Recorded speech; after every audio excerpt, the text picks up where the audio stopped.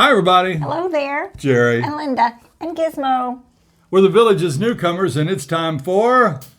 Send us your questions, we've got your answers. Jerry and Linda's Mailbag Monday. All right. Well, we're into nice weather here, aren't we? We are in beautiful weather. We're in the 80s. It's swimming weather.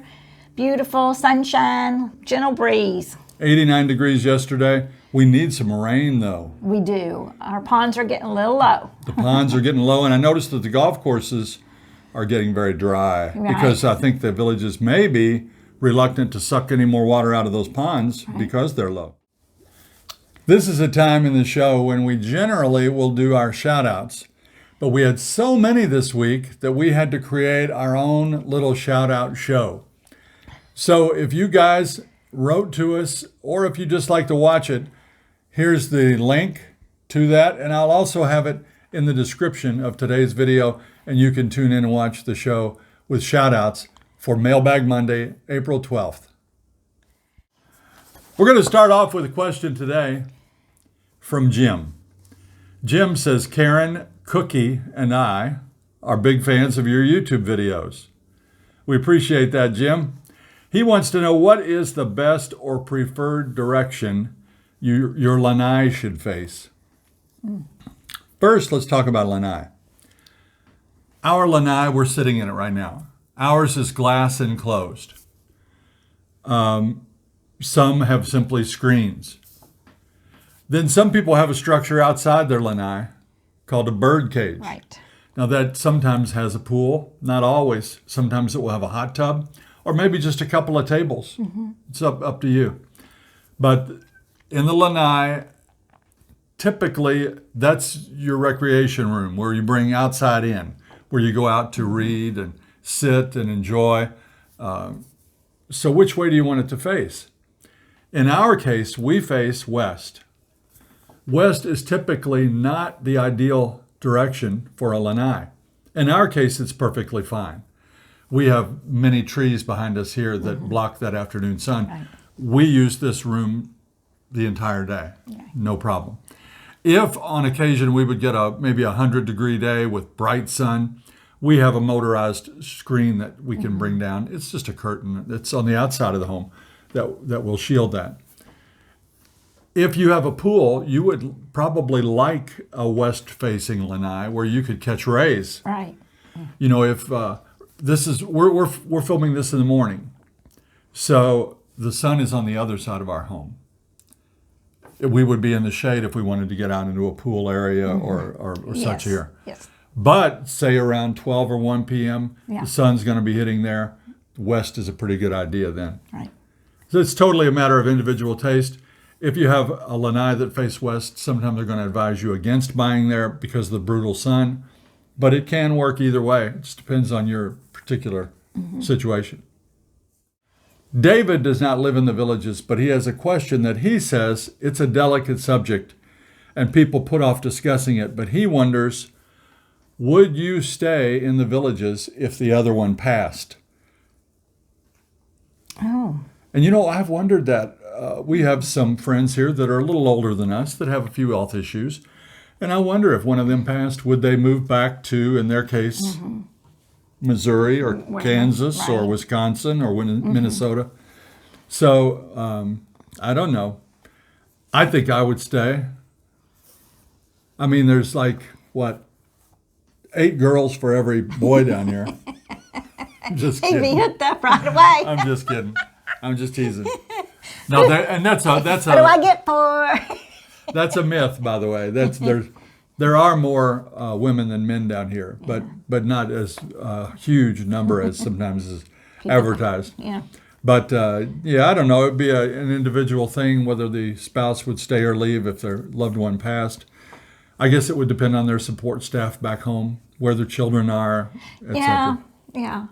Right now, our children are away from our home. So I don't know what I want to go home where my sisters are there when they're older, or do you want to go where our children are, where they can be easier to help us? Or But help, anyway, I mean, hey, you know. how long would this gal be on the market after I kick the bucket? Maybe, what, 15 minutes? Oh, no one compares to you, Jerry. No one, right? All right, David, thanks for that bummer of a question. Ivan and Kim write, we're afraid we'll purchase a house around a lot of renters. And they want to move into a neighborhood setting and build relations with everyone. Mm-hmm. Is there a limit on how many houses in a neighborhood can be rented? What do you think? Well, I don't know the answer, but there are renters. I would say it would be great to live in a neighborhood where you have everybody there all the time, but that doesn't happen. A lot of renters, I think, go toward the villas. So I would think I would maybe buy not in the villas. But if you go into the new section down south where everybody's building at the same time or the new homes are there, all of those people are moving in at the same time. And I think most of those people are pretty much residents. They're not going to be renters. What do you think? Well, they might not be renters, but they could be snowbirds, and they're gone half the year. That's true. You know. That's true. But she hit it spot on. The villas would definitely, in our opinion, Yeah. be rented out more often than the designer homes. Now, in this neighborhood, we didn't know of any renters until just recently. One family sold a home to their child, and their child is not a child, but No. not 55 yet. So they're going to rent it out until they turn 55. And that happens Yeah. in the designer homes down here. But still, we don't think it happens much. We only know of one instance like that in our entire neighborhood, right? Yes. Yes. So if you would be interested in relationships with neighbors that are here most of the time, you'd want to look into designer homes as opposed to villas. I think so. Good answer. Yeah, I think so. Annie writes in, floods, bugs, and snakes, can't stand them. Oh, my. Yeah. How likely are they to show up inside the garage or enter the car or the house or inside the closets? And are they able to swim up through the sewer pipes and gain access to the toilet bowl and then slither across the bathroom floor and enter the house that way? Wow. They're Well- thinking terrible thoughts. Annie, we've lived here a little more than 2 years, and we've had one snake come up through the toilet and one alligator, but that's it. He's lying. We have not had that happen, of course, and we have had- not even heard of it happen. Yeah, we had one palmetto bug the first month we were here, and that, I don't know why it was here, Yeah. but we didn't see We- any others. You guys Yeah. are listening to blown out of proportion Yeah. rumors about bugs, snakes, lizards, and alligators. They are here, but they are no more problem here than they were in Indiana as far as bugs and lizards and snakes go. Yeah. Well, we don't keep our lanai doors open, and we have screens, so we shut those when we let Gizmo in and out. So we don't keep it open for the lizards to come in. We had one problem, and you may have seen the video Yeah. with lizards in our house, and I mean a bunch of them. Because during the threat of hurricane a year and a half ago or so, we brought our gas grill inside. Yeah. There must have been a whole flock of them in there. What do you call a bunch of lizards? A flock or a pack or a herd or a gaggle or whatever? A pod. A disaster. Yeah, it was a disaster of lizards. They were, we'd look up, there's one. We'd chase them around the room. We'd finally catch them and throw them out. The next day, there's one. There's one. There, we're all over. We got them. Yeah. We haven't seen any for a long time. Gizmo will drag one in every once in a while, but it's usually dead. So don't worry so much. And Mike and Ellen wrote the same question. They wrote, have you had any critters such as geckos enter your house? We heard it happens quite often. True? Does not happen quite often for us. And Mike and Ellen, you used the word gecko, and I'm glad you did. We have a dear friend that calls all of these things we see here geckos. Yes. They're not geckos. They are, as you saw, I mispronounced it before, but I won't again. Anole lizards. They're those little lizards when we were kids that they sold in pet stores, and they turn colors. It's amazing. If you see one on the bark of a tree, it's going to be brown. If it jumps down on the grass, it turns green, bright green. They are so cool. But those are lizards, and they will get on your screens, and if you open your door, they could get in, but you can get them out. They're not impossible to catch.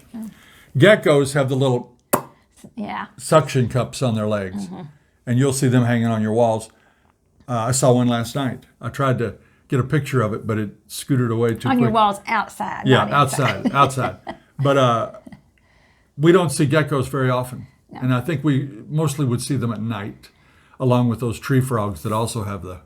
Oh, yeah. We don't see those as much. We used to see them when we were first here, the first year, those little tree frogs. And they were fun to listen to. I loved them. And Heather, thanks for the picture of your kitty. We appreciate that. Her kitty's name is Berm, and she said that Berm loves our voices. Aww. And this is from Patty. Who is your internet provider, and are you happy with their service?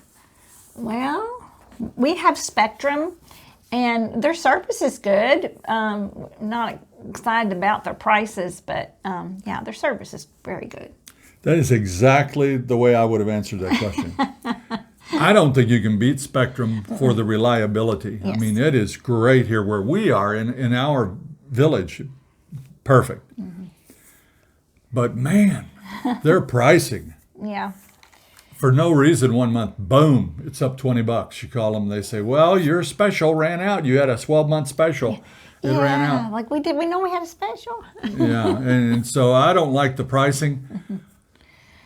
We're addicted to TV. We loves our TV. I'm binge watching 24 with Jack Bauer right now.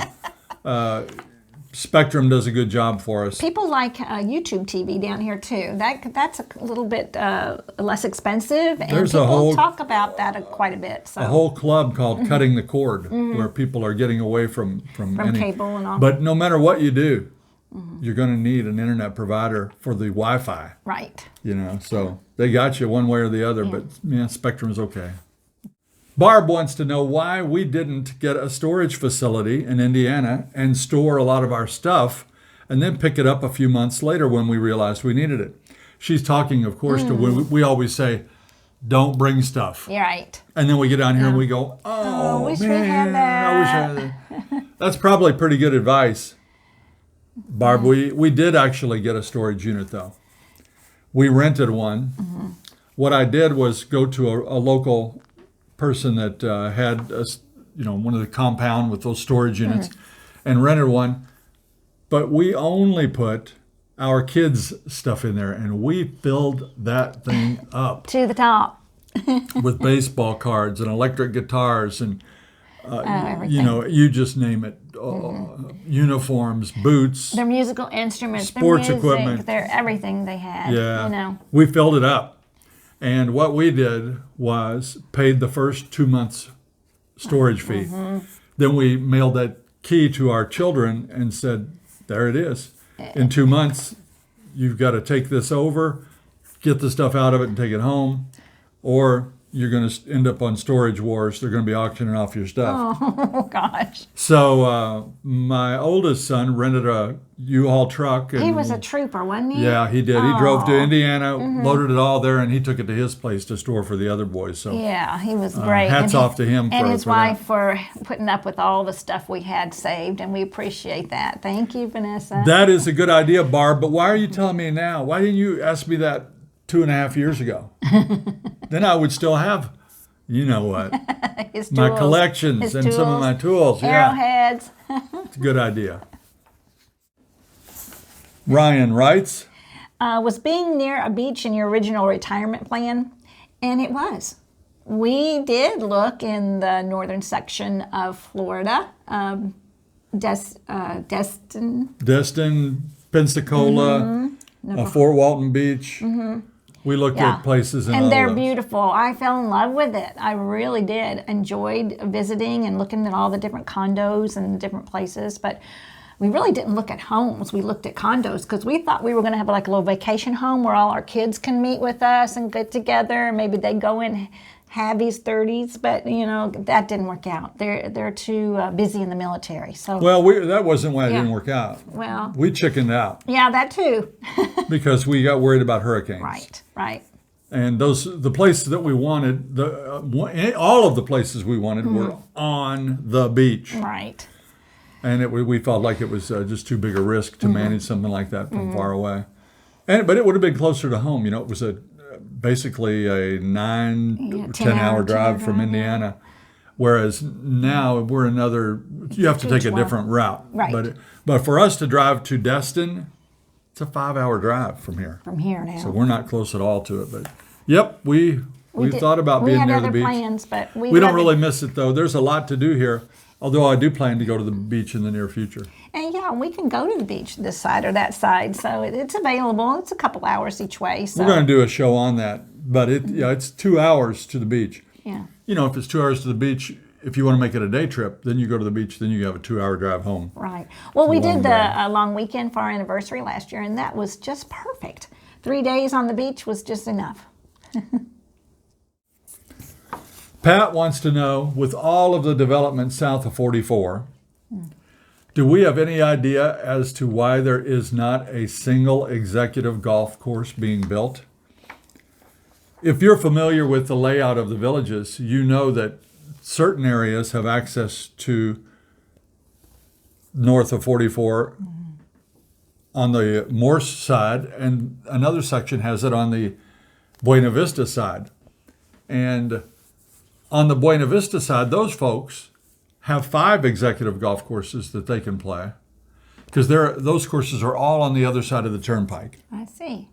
On this side of the turnpike, Jeff's wondering why there are not going to be any executive courses.